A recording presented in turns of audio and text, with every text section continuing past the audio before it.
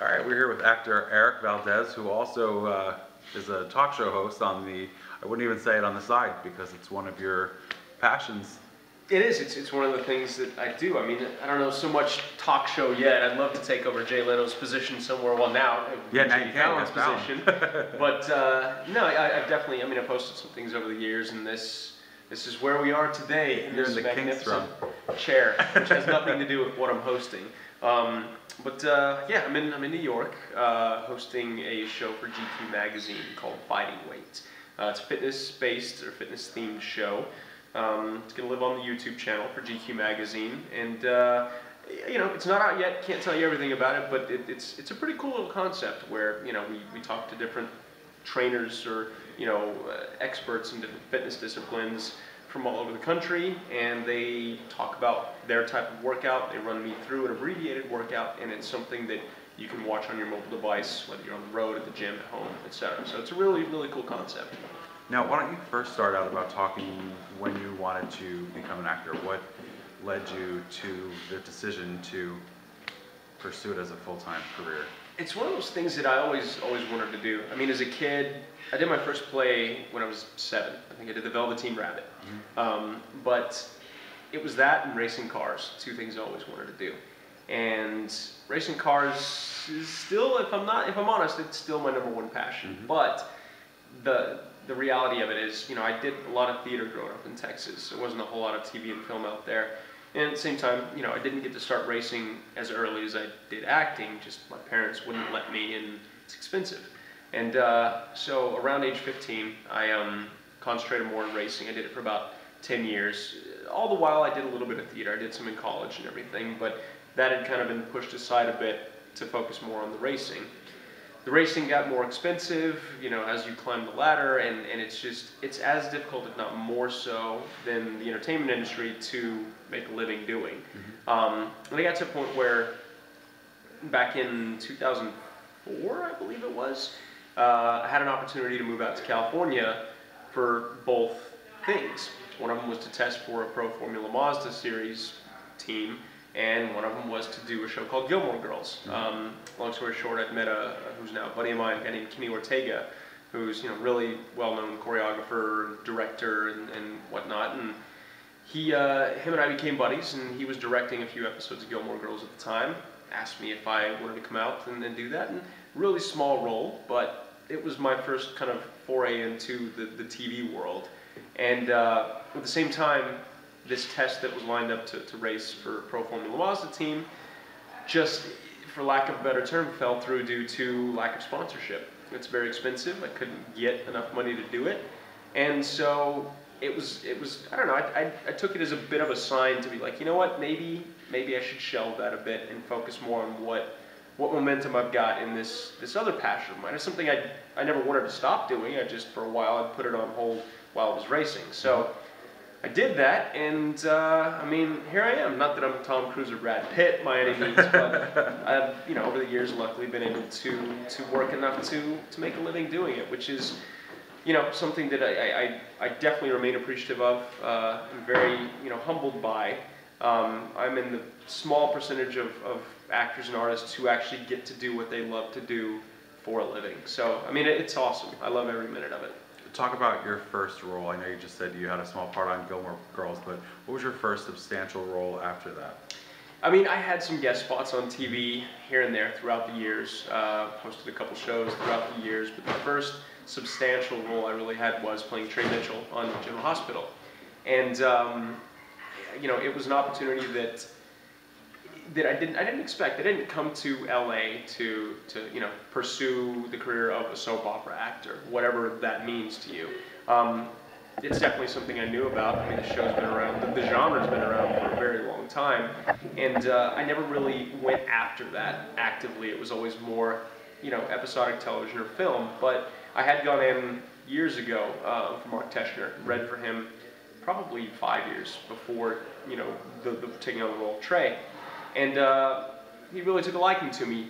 Didn't work out that time around, but he remembered me years later, and this role came up, invited me in. And there was no favoritism. I still had to audition several times, callbacks, you know, producer sessions, screen tests, with Kristen Alderson, who I love. If you're watching this, Kristen, you're wonderful. And I mean, for the better part of 100 episodes, I was Trey Mitchell in Port Charles on General Hospital, which was definitely the most substantial role I've had, and has been a great blessing in my career thus far. What was it like being on the set of a soap opera for that long and seeing your character go from someone who started out as not being very well liked to someone who was coming into their own and then ultimately being killed off?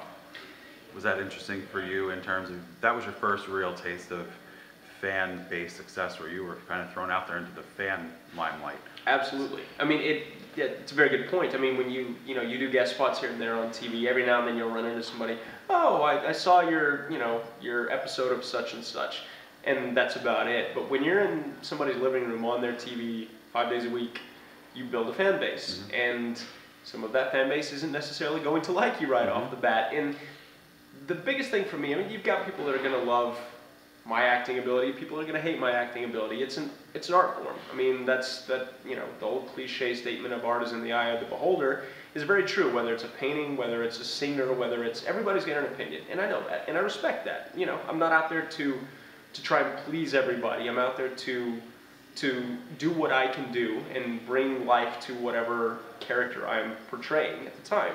That said, this particular character, he started off, he was written very much a cocky, pompous, bit of an ass, and I knew that going in, and in the soap opera world, which was new to me, you know maybe a month in advance, more or less, where the storyline's going. You don't have full scripts, but, we talked to Frank, we talked to some of the writers, and he'd give us a little tidbit of where the storyline, what the arc might look like for the next few weeks or month. So I knew what I was getting into, and I knew right off the bat I had to make a bold choice.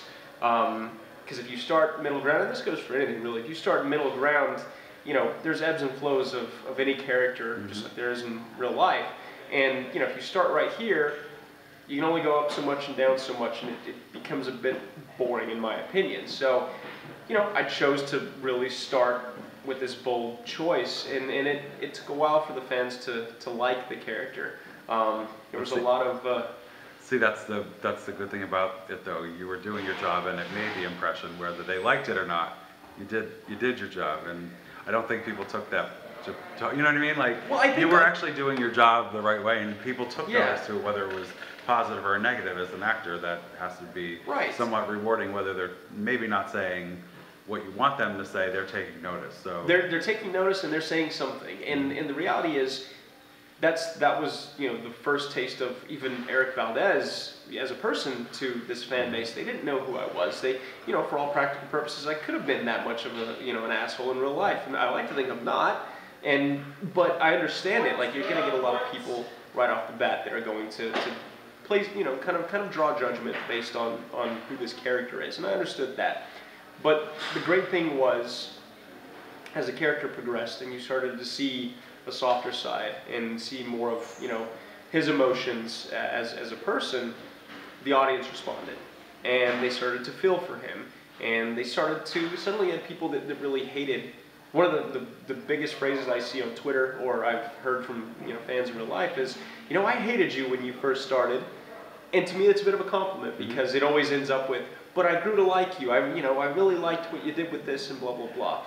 And again, there's people that you're never gonna please, but the reality of it is, to see that transition from people really hating the character to people starting to feel for and side with the character really reaffirms what I'm doing as an actor. As long as that is coming across and those emotions are being put out there and people are understanding them, that makes me feel good. It makes me feel like I'm doing my job. Do you think it also helped because you were so out there in terms of giving your time doing fan events and showing people that you were not Trey?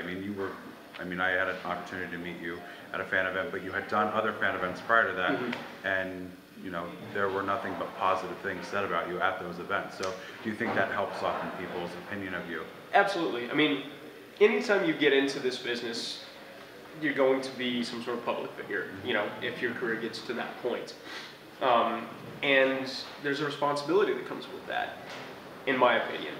And you know, you not that you set out to be a role model or anything, but I personally didn't get into this business to become a celebrity or to make shit tons of money. I would love to make a very, very good living, of course, but with that whole celebrity status or this, you know, public figure status or whatever, you have to realize these people, you know, especially at these fan events, or even if you run into them on a street or whatever, they're taking the time out of their day to basically come up to you and say, hey, good job. I mean, if you were working in an office and somebody came up and said, you know, I just wanted to let you know that that spreadsheet you created the other day was fantastic, it would make you feel good. And you would say, you know what, thank you. So why should it be any different just because you're on a TV show? Why should, you know, if somebody comes up to you, hey, can I get a picture with you? Why should you say, you know what, no, I'm sorry, it's a bad time.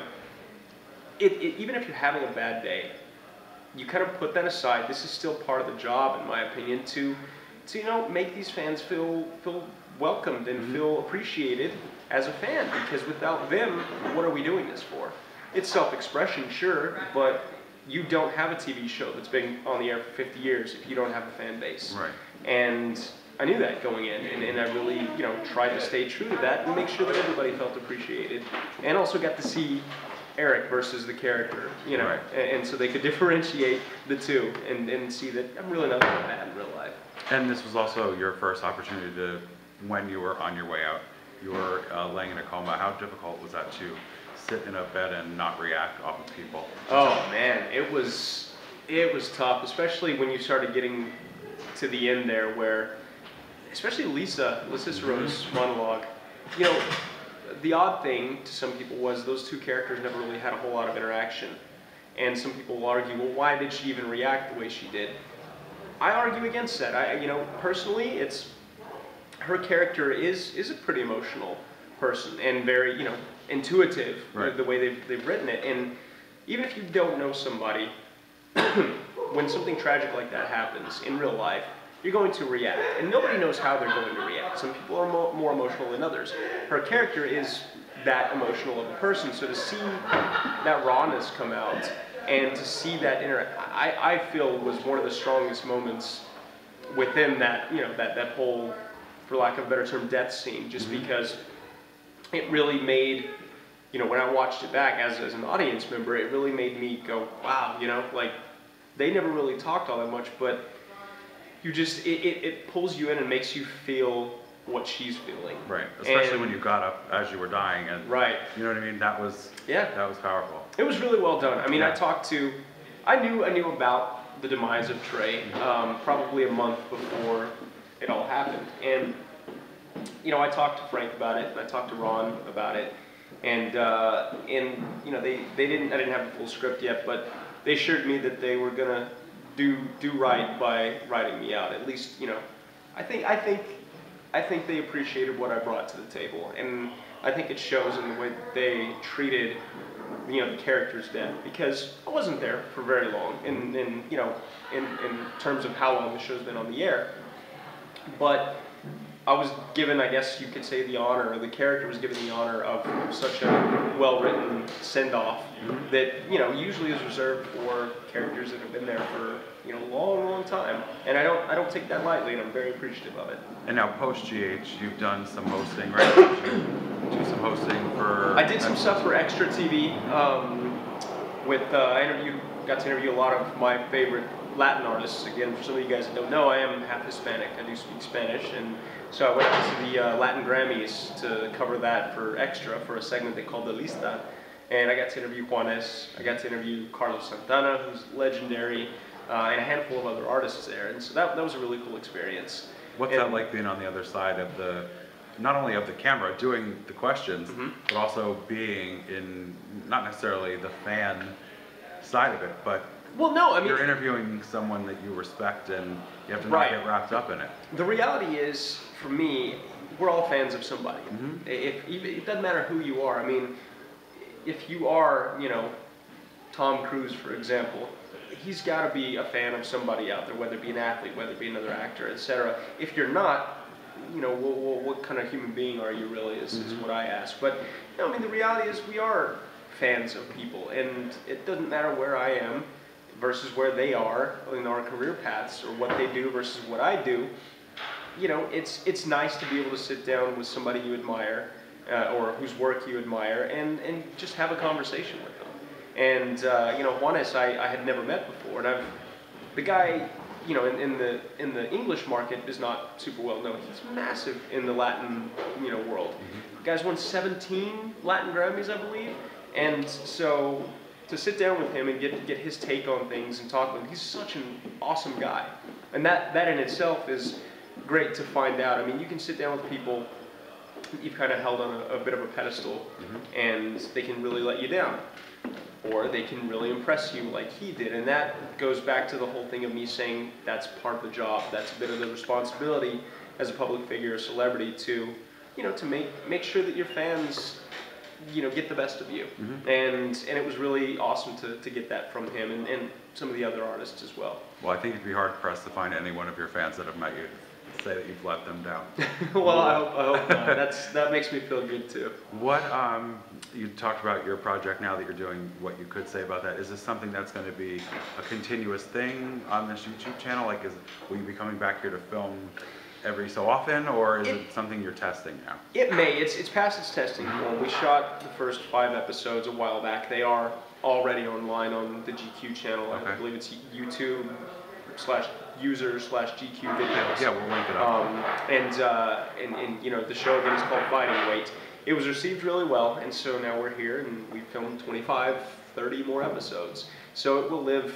It will be released. I don't know exactly when or how it will be released in terms of being spread out, but yeah, there's a handful of them out there, and it looks to be like it's the beginning of a long relationship. Don't know exactly what that means or what more I can say, but and maybe they'll get you in the pages. Yeah, it might. Erik Valdez centerfold action, you know, or interview action rather. It's not that kind of magazine. There's worse things that you can say, right? You know, besides, yeah, I've been involved with GQ magazine. Yeah. I mean, that's kind of a cool thing. What advice would you give to somebody who is just starting out? I mean, you could give advice on hosting, you could give advice on acting. I mean, you've done everything, so. It's a good point. I mean, a lot of people will tell you, you know, focus on one thing and do it good. And there's some truth to that. But for me anyway, if I'm interested in something, I was always the kid that asked why or how or wanted to learn more about things.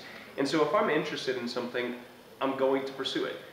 You know, I'm a massive dreamer, and that can be good and bad, but I don't know. I say number one piece of advice is just have the courage to continue to chase your dreams.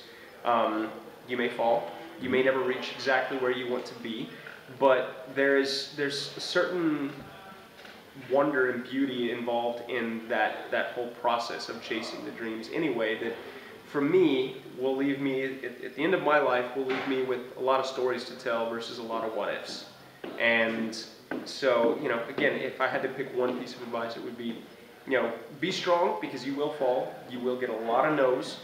If you get one yes to every 100 no's, it's a pretty good ratio. So stay thick-skinned, don't take things too personally, but do be open to advice. Nobody's perfect, and when you're pursuing something that is more of a passion project or a dream, you tend to put blinders on, because you're so adamant about what you want to do.